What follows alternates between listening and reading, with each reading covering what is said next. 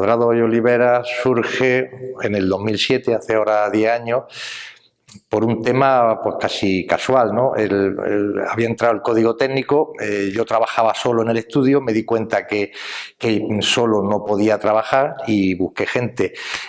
Ángel estaba buscando un estudio donde entiendo yo que empezar un poco para luego volar él solo, y de entonces nos juntamos y todavía seguimos. Las 4 personas que estamos en el estudio representamos un poco las 4 generaciones que podrían trabajar ahora de arquitectos, ¿no? por la edad que tenemos cada uno. Pues hemos hecho cosas curiosas, como por ejemplo el Hotel Fontecruz, aquí en Granada. Hemos hecho una guardería en Los Gíjares, también muy curiosa, utilizando el método constructivo que luego veremos aquí. Este edificio, que entendemos que puede ser como obra terminada el edificio por ahora emblemático del estudio, y bueno, luego hicimos un proyecto casi completo de ejecución, lo que pasa que no llegó a hacerse, de un gran spa en Egipto. Fundamentalmente nosotros entendemos la arquitectura como al servicio del cliente. Entonces siempre buscamos entender las necesidades del cliente, buscar cuáles son sus inquietudes y esforzarnos mucho por conseguirlas.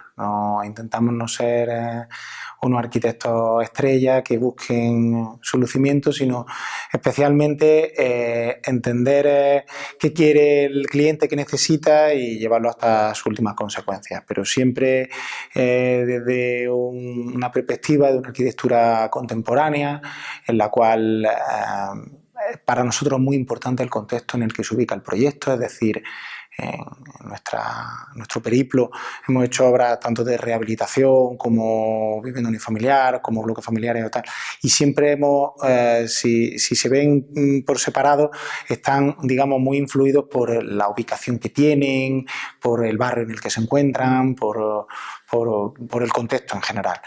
Y por último, pues bueno, sí es cierto que nos influye mucho el tema bioclimático, es decir, buscamos que nuestros edificios sean eficientes, que en general estén a la vanguardia de las necesidades de hoy en día, que nos exigen normativamente, pero nosotros siempre queremos ir un poquito más allá y queremos siempre en cada proyecto introducir algún elemento constructivo diferente, alguna patente constructiva, algún material singular que nos diferencie, pero que al mismo tiempo le dé ese plus al promotor de eficiencia y de ahorro. Pues estamos en un periodo de crecimiento moderado que entendemos que su característica fundamental es que se ha producido como un reseteo. Es decir, se venía de una vorágine en la cual todo valía, lo importante era la rapidez, todo se vendía, daba igual su calidad, y ahora se ha producido un reseteo tanto en el promotor como en el constructor como en el arquitecto, y se busca una calidad. Se busca una singularidad, se busca destacar. Los estudios, al tener probablemente menos proyectos, le dedican más mimo, más tiempo, y es una cosa que se ve en el día a día, se ve desde en el desarrollo de los proyectos de pequeños bares, restaurantes, en los cuales ahora parece que hay una competición a ver quién lo hace más singular, más especial y tal, hasta en un bloque de vivienda en el cual a lo mejor antes primaba el número de viviendas y ahora prima que sea llamativo, que resulte atractivo al comprador, y en ese sentido entendemos que la situación actual ha mejorado, ¿no? La tendencia, digamos, por decir si existe un modelo arquitectónico a seguir, entendemos que no. La arquitectura sigue siendo muy ecléctica, las antiguas movimientos arquitectónicos que marcaban una pauta arquitectónica que más o menos guiaba la arquitectura nacional o mundial, entendemos que eso ya no se ha producido, no existe, ¿no? Es decir, existen numerosas tendencias y cada arquitecto casi intenta inventar la suya propia, ¿no?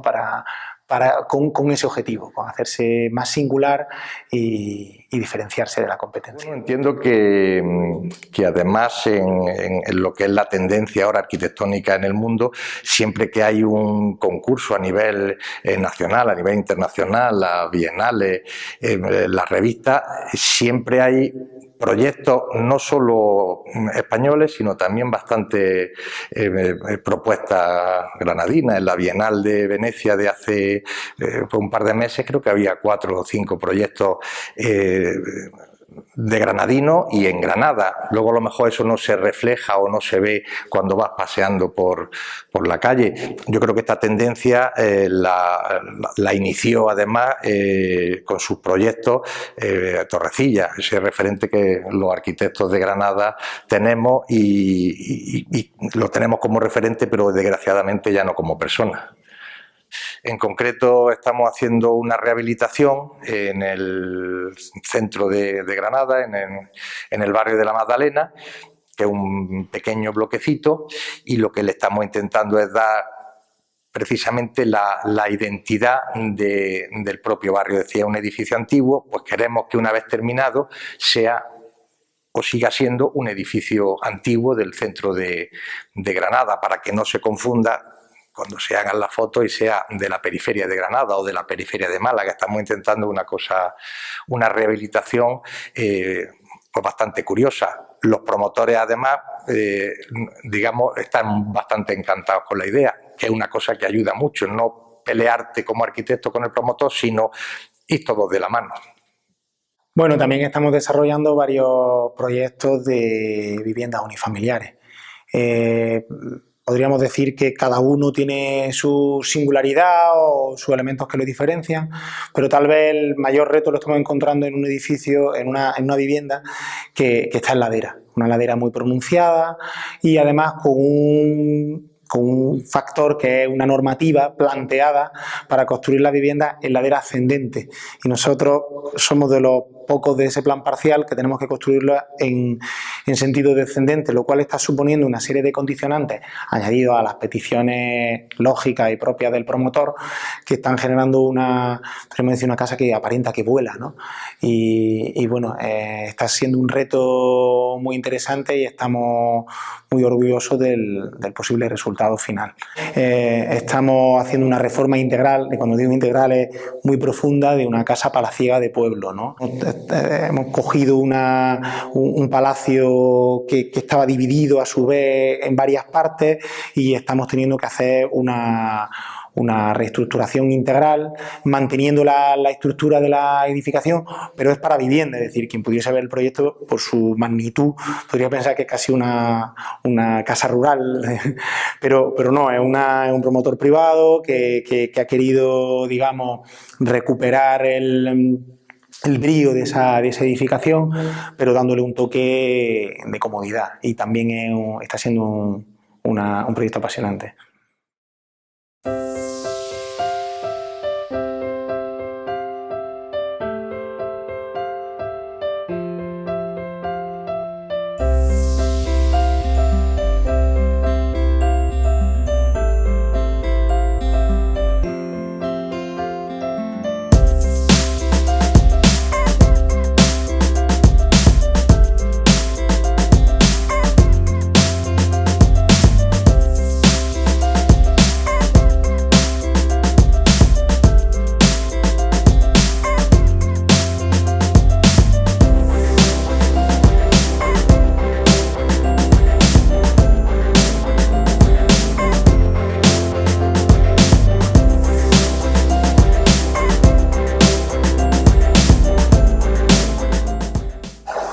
Bueno, la sede del Centro de Formación Internacional Reina Isabel es un edificio destinado a la formación en FP, en diferentes grados superiores y medios, con lo cual pues tenía una exigencia normativa muy variada, pues necesitaba tanto aulas como laboratorios de diferentes características y tamaños, y que además son con una exigencia bastante rígida. Se pudiese utilizar también para la educación primaria y secundaria.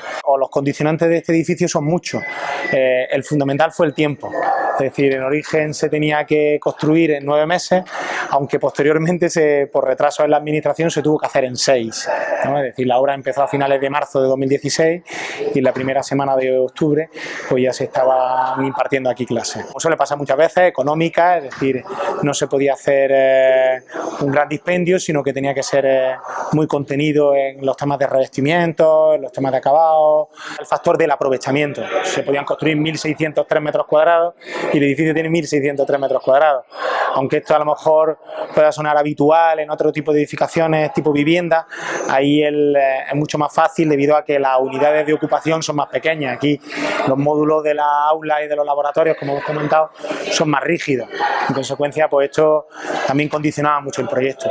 Luego, nosotros nos impusimos una exigencia basándonos en el diseño de centros docentes del norte de Europa, en los cuales se crea un espacio central de relación en gradas para la interacción de los alumnos, para que sirva como aula magna, como espacio de recreo en los largos inviernos, ¿no? Nosotros nos impusimos que ese espacio además tuviese la virtud de que desde él se pudiesen ver todos los espacios docentes que se desarrollan en el edificio, ¿no? Entendíamos que la luz natural era muy importante, que tenía que no solamente primarse la luz natural en los espacios docentes, sino también en los espacios de relación, para que por un tema, digamos, de calidad en el espacio y por un tema de ahorro energético, ¿no? Los promotores nos solicitaron que el edificio fuese climatológicamente eficiente, que fuese muy ahorrativo en el tema de energía eléctrica, de climatización, y entonces, pues bueno, se planteó un edificio que está apoyado por 16 pozos de geotermia y que luego por una red de suelo radiante frío-calor que distribuye todos los espacios, pues hace que prime el confort en el interior, ¿no? Además se empleó una patente granadina desarrollada por profesores de la Universidad de Granada, ¿no? De un sistema constructivo, el LESDOPA, que está formado por una doble pared de hormigón unida por unas llaves que le dan estabilidad estructural y que permite desarrollar grandes luces sin la necesidad de pilares. De hecho, los elementos que vemos son falsos pilares que esconden el paso de instalaciones, de bajantes de pluviales, de conductos de climatización, etcétera. Es decir, no eran necesarios los pilares, sino que nosotros los tuvimos que usar por un tema organizativo de las instalaciones, porque el sistema estructural en sí mismo es muy resistente. Además, entre esa doble lámina de hormigón se aloja un elemento aislante, un elemento de poliespan, que hace que el edificio adopte pues, una sensación de edificio cueva, ¿no? Que conserva muy bien la energía y que nos permite abrir un poco vano como queramos. Añadimos el factor del patio como un elemento que permitiese el posterior desarrollo del edificio. El edificio está desarrollado en una unidad de ejecución que tiene unas condiciones urbanísticas anticuadas, que están pendientes del desarrollo total de este plan parcial para actualizar y aumentar la edificabilidad del edificio. En consecuencia, está prevista que de una forma no dramática se pueda ampliar en la zona del jardín, continuando la misma estructura del edificio. Los pasillos continuarían, el patio pasaría a ser patio y digamos, tiene ese fácil crecimiento posterior. Con lo que se intenta, y aprovechando el sistema estructural, es dejar la mayor parte de la estructura al aire libre. Como además se queda bastante bien, especialmente en los forjados, pues se mantiene de esa manera. También se utilizan materiales no nuevos, pero que no se suelen utilizar habitualmente, como son los linóleos en el suelo, los pavimentos de PVC, tanto en el suelo como en las paredes, las instalaciones vistas, que es un tema más bien de normativa, pues bueno, se intenta aprovechar que también formen parte de la decoración, ¿no? Bueno, pues se intenta hacer una cosa con todos esos condicionantes que quede bien. El edificio lo hizo Construcciones Otero. Construcciones Otero ya tenía edificios hechos con este sistema de LESDOPA